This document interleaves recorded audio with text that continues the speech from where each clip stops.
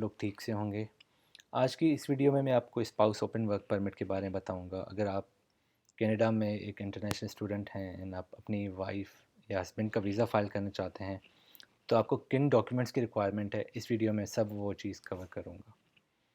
तो मैं अपने बारे में बताता चलूँ। मैं as an international student Canada में आया था दिसंबर 2022 में, एंड यहाँ पर आने के कुछ अरसे बाद ही मैंने अपनी वाइफ का वीज़ा अप्लाई किया। मैंने मार्च में अप्लाई किया था 2023 में, एंड मेरी वाइफ का visa with in 1 month approve हो गया।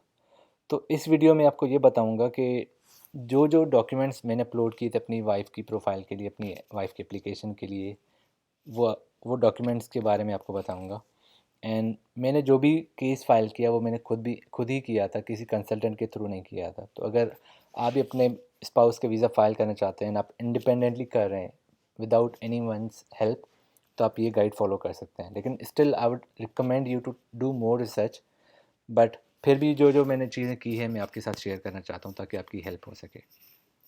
असल में ये है कि हम लोग जब भी स्पाउस वीज़ा अप्लाई कर रहे हैं तो हमारे पास जो भी इंटरनेट में हेल्प पड़ी है वो मेनली इंडिया के लिए है, क्योंकि इंडिया में जो लोग अप्लाई कर रहे हैं तो यूट्यूबर्स की सारी वीडियोस इंडिया से रिलेटेड हैं। तो मैं ये चाह रहा हूँ कि अगर आप पाकिस्तान से अप्लाई कर रहे हैं तो क्या डॉक्यूमेंट्स की रिक्वायरमेंट है, तो वो मैं आपको बता दूँ।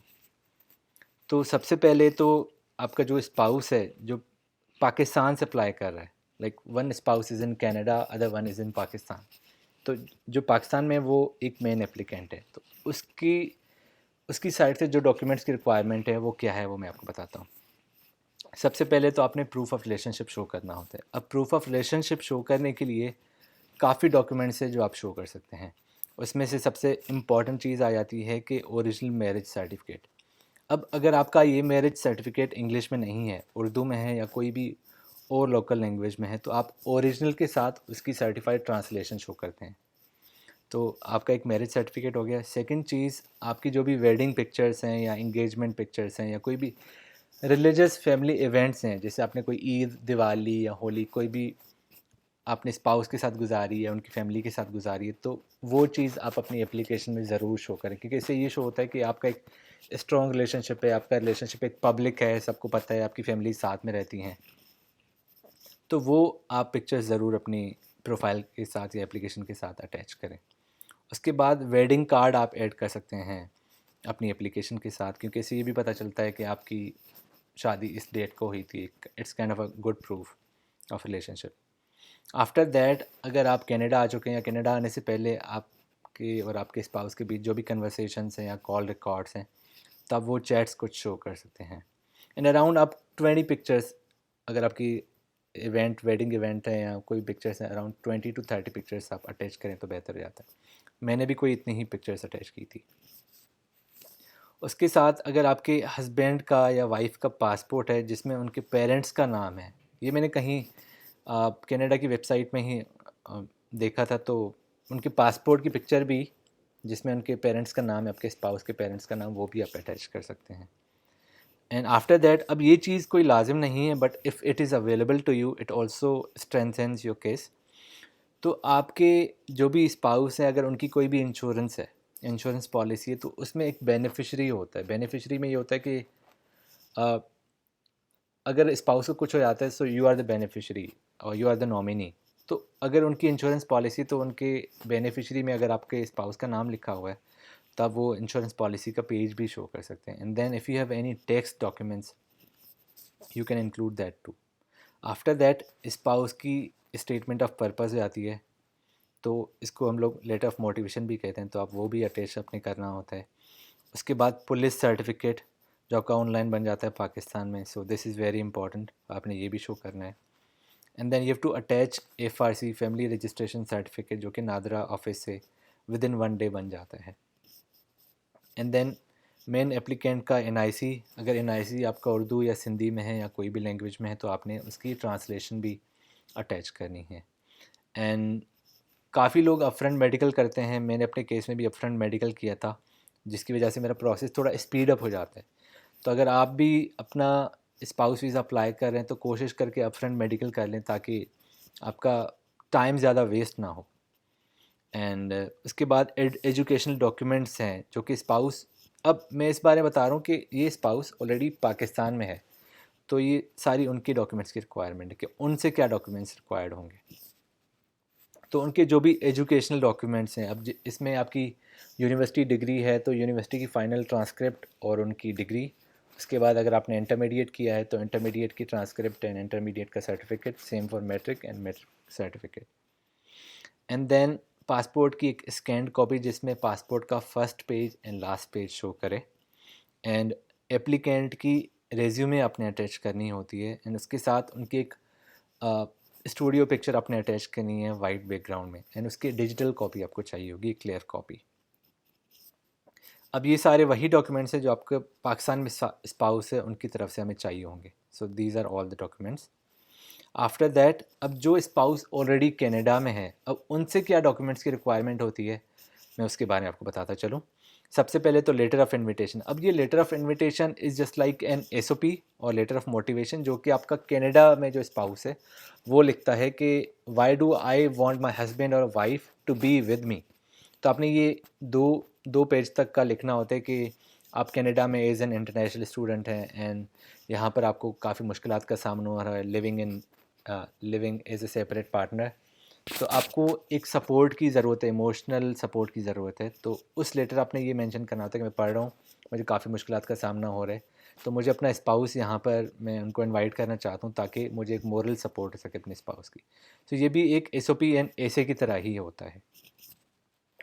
उसके बाद enrolment letter, it's very important, क्योंकि आपने ये शो करना है कि आपका जो स्पाउस ऑलरेडी कनाडा में है वो एक फुल टाइम इनरोल्ड स्टूडेंट है। तो यूनिवर्सिटी से एक इनरोलमेंट लेटर इशू होता है, वो आपकी यूनिवर्सिटी के जो कनाडा की यूनिवर्सिटीज़ हैं उनके पोर्टल्स हैं वहाँ से भी डाउनलोड हो जाते हैं। अगर डाउनलोड वहाँ से नहीं हो रहा तो आप यूनिवर्सिटी को रिक्वेस्ट कर सकते हैं कि मुझे अपना यूनिवर्सिटी इनरोलमेंट लेटर चाहिए। अब ये इनरोलमेंट लेटर में ये मेंशन होता है कि आप यूनिवर्सिटी में, कैनेडियन यूनिवर्सिटी में full time as an international student enrolled हैं, और ये डॉक्यूमेंट बहुत ही इंपॉर्टेंट होता है आपकी कनाडा की एप्लीकेशन के लिए। सेकंड थिंग इज़, अगर आपका स्पाउस कनाडा में कहीं भी काम कर रहा है किसी भी जगह में, तो वहाँ से अगर एम्प्लॉयमेंट का लेटर है तो आप वो भी शो कर सकते हैं अगर वो एप्लीकेबल है ये चीज़ आपके साथ। अगर ये डॉक्यूमेंट अवेलेबल नहीं है तो भी मसले की बात नहीं है, but it shows that this spouse is working in Canada and यहाँ से आपकी कुछ इनकम आ रही है। उसके बाद अब मेरे केस में ये था कि मैंने पाकिस्तान से बैंक स्टेटमेंट शो की थी, मेरे पाकिस्तानी बैंक अकाउंट की, और जिसमें कोई 16 लैक्स का अमाउंट मैंने शो किया था, और वो स्टेटमेंट 3 मंथ पुरानी थी। काफ़ी लोग कहते हैं कि 6 मंथ पुरानी स्टेटमेंट हो तो बेहतर होता है, लेकिन I don't agree with that. आपको बस ये शो करना कि आपके पास सफिशेंट फंड्स हैं। तो मैंने काफ़ी एप्लीकेशन ऐसी भी देखी हैं 2-3 महीने की भी स्टेटमेंट थी तो अप्रूव हो गई। अब मेरे केस में तो 3 महीने की स्टेटमेंट, बैंक स्टेटमेंट थी, विच वर्कड एंड हमारा वीज़ा अप्रूव हो गया। उसके साथ मेरी कनाडा में जो भी बैंक है उसमें मैंने अपने फंड शो किए थे अराउंड 5,000 कैनेडियन डॉलर्स, एंड ये स्टेटमेंट कोई मेरी 3 से 4 महीने पुरानी थी। एंड इसके साथ साथ आपका जो लेटर ऑफ एक्सेप्टेंस है फ्रॉम यूनिवर्सिटी, अब जब आपका ये स्पाउस जो कनाडा में रहता है, जब इनकी यूनिवर्सिटी में एडमिशन हुई थी तो यूनिवर्सिटी लेटर ऑफ एक्सेप्टेंस भेजी, तो आप वो भी अटैच कर सकते हैं कि मुझे मेरे इस स्पाउस को एक्सेप्टेंस मिली है इस यूनिवर्सिटी में, वो इस यूनिवर्सिटी में फुल टाइम एनरोल्ड है। And the next thing is कि आपने रेंटल लीज एग्रीमेंट, जो भी आपका स्पाउस कनाडा में रह रहा है वो जिस जगह में रह रहा है, उन्होंने अपने लैंडलॉर्ड या लैंड डैडी के साथ जो भी एक लीज़ एग्रीमेंट साइन किया होगा तो आपने उसकी भी कॉपी अटैच करनी है, क्योंकि इससे ये शो होता है कि जो आपका स्पाउस कनाडा में है उसके पास एक प्रॉपर लिविंग प्लेस है, एंड आप भी जब जो स्पाउस पाकिस्तान में जब वो कनाडा जाएंगे तो वो उनके साथ उस जगह में इजीली रह सकते हैं। इसके साथ साथ स्टडी परमिट है, तो स्टडी परमिट जब आपका स्टूडेंट वीज़ा आप अप्लाई करते हैं, आप कनाडा में पहुँचे तो आपको एयरपोर्ट में ही आपको स्टडी परमिट मिल जाता है, तो आपने वो लाजमी अटैच करना है। उसके साथ आपका स्टूडेंट आईडी कार्ड, तो जो स्टूडेंट कनाडा में है स्पाउस, उनका स्टूडेंट आईडी कार्ड भी हमने अटैच करना है। ये चीज़ें हमारी एप्लीकेशन को मज़ीद स्ट्रॉन्ग करती हैं। इसके साथ साथ टाइम टेबल ऑफ क्लासेस, तो आपने वो भी शो करना है कि आपकी रेगुलर क्लासेस होती हैं, आपकी क्लासेस का ये टाइम टेबल है। एंड फिर यूनिवर्सिटी की ट्रांसक्रिप्ट, अगर आपको कनाडा में पढ़े हुए आए हुए 1-2 सेमेस्टर्स हो सकते हैं तो आपकी यूनिवर्सिटी से ट्रांसक्रिप्ट आपको मिली होंगी, तो अगर वो ट्रांसक्रिप्ट्स अवेलेबल हैं तो आप वो शो कर सकते हैं, या अगर आपको एक ही सेमेस्टर से कम हुआ है तो एक अनऑफिशियल ट्रांसक्रिप्ट भी निकलती है, तो आप वो भी यूनिवर्सिटी से रिक्वेस्ट कर सकते हैं कि आपको वो इशू करें, ताकि वो आप भी एप्लीकेशन के साथ अटैच कर सकते हैं। इसके साथ साथ आपकी ट्यूशन फ़ी रिसीट, अब जो भी स्पाउस कनाडा में है तो उन्होंने कोई भी फ़ी पे की है तो उनकी एक रिसीट भी आपने अटैच करनी है, जिससे ये शो होगा कि स्पाउस ऑलरेडी अपनी फ़ी जमा करवा चुका है। So if another partner is coming from Canada तो आपको कोई भी फाइनेंशियल इशू नहीं होंगे। तो आप अगर ये चीज़ शो कर सकते हैं तो आप ये भी शो करें। एंड सिन नंबर मैंने मेंशन किया, लेकिन it's not very important, so you can skip that part.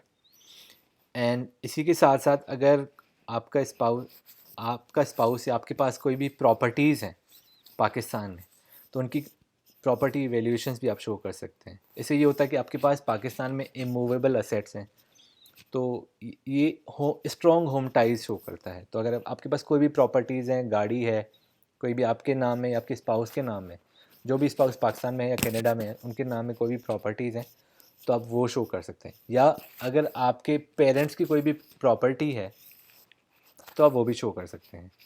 इसके साथ साथ आपने फैमिली रजिस्ट्रेशन सर्टिफिकेट शो करना होता है। अब फैमिली रजिस्ट्रेशन सर्टिफिकेट मेरे केस हमने ये किया था कि मैंने अपनी वाइफ का भी एफआरसी शो किया था एंड मैंने अपना भी एफआरसी शो किया था। एंड उसके साथ साथ अगर आपने जीआईसी पे की हुई है तो जीआईसी भी आपका एक सेविंग्स अकाउंट कहलाता है, तो आप जीआईसी की स्टेटमेंट भी शो कर सकते हैं कि as a proof of funds. उसके साथ जो भी स्पाउस कनाडा में है तो उनके कनाडा का जो वीज़ा लगा हुआ है उनके पासपोर्ट में, तो आपने वो वीज़ा के पेज का भी स्क्रीनशॉट लेके आपने वो अपनी एप्लीकेशन के साथ अटैच करना होता है। तो ये सारे डॉक्यूमेंट्स जो मैंने आपके साथ शेयर किए हैं, यही डॉक्यूमेंट्स मैं अपनी वाइफ के वीज़ा के लिए अटैच किए थे एंड उनका वीज़ा 1 मंथ में ही लग गया। तो आप ये सारे डॉक्यूमेंट्स अटैच कर सकते हैं and you can use this guide as a reference and you can do further research on your own. But for me I would say कि मेरे यही documents, these documents worked for me, you can also use this one as well. Another important thing is that अब काफ़ी लोगों के visas reject हो जाते हैं। अब उनकी काफ़ी वजहें होती हैं एंड मेनली जब आप स्पाउस वीज़ा अप्लाई कर रहे हैं तो 4 मेन चीज़ें हैं जो आपका वीज़ा ऑफिसर आपकी एप्लीकेशन में देखता है। अगर आपकी ये 4 चीज़ें स्ट्रॉन्ग हैं तो होपफुली आपका वीज़ा ईज़िली अप्रूव हो जाएगा। अब वो 4 चीज़ें ये हैं कि सबसे पहले प्रूफ ऑफ रिलेशनशिप। आपने अपनी एप्लीकेशन में आपकी मैरिज का प्रूफ स्ट्रांगली शो करना है। अब strongly proof of marriage show करने, रिलेशनशिप शो करने के लिए मैंने आपको काफ़ी चीज़ें बता दी हैं कि आपने ये सारी चीज़ें, ये सारे डॉक्यूमेंट्स आपने इंक्लूड करने हैं। अब इसमें वही आपका निकाहनामा, आपकी शादी की पिक्चर्स, रिलीजियस इवेंट्स की पिक्चर्स, ईद की pictures, engagement, wedding card, phone records and ये सारी चीज़ें। और इसमें आप ये भी शो कर सकते हैं कि अगर आपके पास कोई भी शेयर्ड बैंक अकाउंट है या शेयर्ड प्रॉपर्टी है तो आप वो भी अटैच कर सकते हैं। वो भी एक स्ट्रॉन्ग प्रूफ ऑफ रिलेशनशिप में काउंट होता है।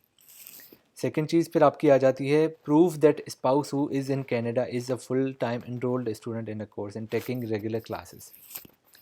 अब वीज़ा ऑफिसर्स ये भी देखते हैं कि काफ़ी स्टूडेंट्स ये करते हैं कि कनाडा आके वो अपनी पढ़ाई छोड़ देते हैं, तो ये चीज़ बहुत नेगेटिवली इम्पैक्ट करती है आपके वीज़ा एप्लीकेशन को। तो आपने ये भी स्ट्रॉन्गली शो करना है कि जो आपका स्पाउस ऑलरेडी कनाडा में है वो एक फुल टाइम कैनेडियन यूनिवर्सिटी में एनरोल्ड स्टूडेंट है। अब उस चीज़ को स्ट्रॉन्गली शो करने के लिए मैं आपको ऑलरेडी बता चुका हूँ कि इस स्पाउस के आपको लेटर ऑफ इनविटेशन उनका चाहिए, यूनिवर्सिटी से एनरोलमेंट लेटर, और उनका क्लास टाइम टेबल, उनका स्टूडेंट आईडी कार्ड है, या उनकी अगर कोई भी ट्रांसक्रिप्ट है कैनेडियन यूनिवर्सिटी की, तो वो सारी चीज़ें शो कर सकते हैं। इन चीज़ों से आपका केस मज़ीद स्ट्रॉन्ग हो जाता है। तीसरी चीज़ home ties. Now this is one of the most important things. आपने ये अपनी एप्लीकेशन में बार बार काइंड ऑफ एम्फिसाइज करना है कि जो स्पाउस अभी पाकिस्तान से कनाडा आ रहा है वो पाकिस्तान वापस आएगा अपने हस्बैंड की या वाइफ की स्टडी कंप्लीट होने के बाद। अब इस चीज़ को आपने रिफ्लेक्ट करने के लिए अपने स्ट्रॉन्ग होम टाइज शो करनी होती है। अब स्ट्रॉन्ग होम टाइज आपकी डिफरेंट चीज़ों से आप शो कर सकते हैं। सबसे पहले तो आपके इमूवेबल असेट्स आ जाते हैं पाकिस्तान में।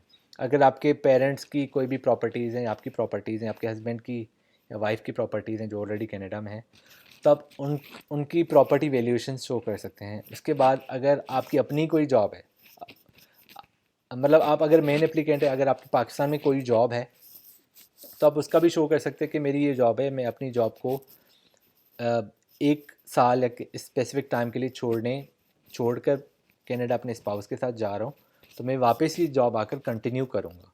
तो आप ये चीज़ भी शो कर सकते हैं। एंड उसके साथ अगर आपके कोई बच्चे हैं, फॉर एग्जांपल कुछ लोग ये भी करते हैं कि अपने जो भी बच्चे हैं उनको पाकिस्तान छोड़ के आते हैं, like to make the case strong. It might be a possibility but not a good thing. So आप अगर आपके कोई भी स्ट्रॉन्ग रिलेशंस पाकिस्तान में हैं, तो आप उनके बारे में शो करें कि मेरे बच्चे पाकिस्तान में हैं, मैं सिर्फ अकेला या अकेली कनाडा जा रही हूँ। तो आप ये भी शो कर सकते हैं मेरे पेरेंट्स हैं, मतलब they are my strong home ties. Parents हैं, कोई भी एक इम्पॉर्टेंट रिलेशनशिप्स हैं, वो भी एक स्ट्रॉन्ग होम टाइज में काउंट हो जाते हैं। एंड उसके साथ आपने एडिक्वेट फाइनेंशियल शो करने कि अगर आप कनाडा जा रहे हैं अपने स्पाउस के साथ रहने, या जो आपका स्पाउस आपको कनाडा से इनवाइट कर रहा है, कि आपके पास सफिशेंट फंड्स हैं कि आप दोनों का स्टे कवर कर सकें। क्योंकि वो लोग ये चाहते हैं कि जो भी स्टूडेंट कनाडा में ऑलरेडी रह रहा है, कोई भी उस पर फाइनेंशियल बर्डन नहीं आना चाहिए जिसकी वजह से उसकी स्टडी इम्पेक्ट हो जाए। तो अपने स्ट्रॉन्ग फाइनेंशियल्स शो करने। अब स्ट्रॉन्ग फाइनेंशियल्स में अगेन आपकी प्रॉपर्टीज़ भी काउंट आ जाती हैं, आपकी बैंक स्टेटमेंट्स भी काम आ जाती हैं, और आपकी मतलब कोई भी सेविंग्स हैं, कोई भी एसेट्स हैं, आप उन सबको शो कर सकते हैं। So if these 4 things are strongly reflected on your visa application, I am sure कि आपका वीज़ा आसानी से अप्रूव हो जाएगा। तो ये सारी रिक्वायरमेंट्स हैं। मज़ीद अगर आपको कोई भी क्वेश्चंस हों तो आप मुझसे कमेंट्स में पूछ सकते हैं। Thank you.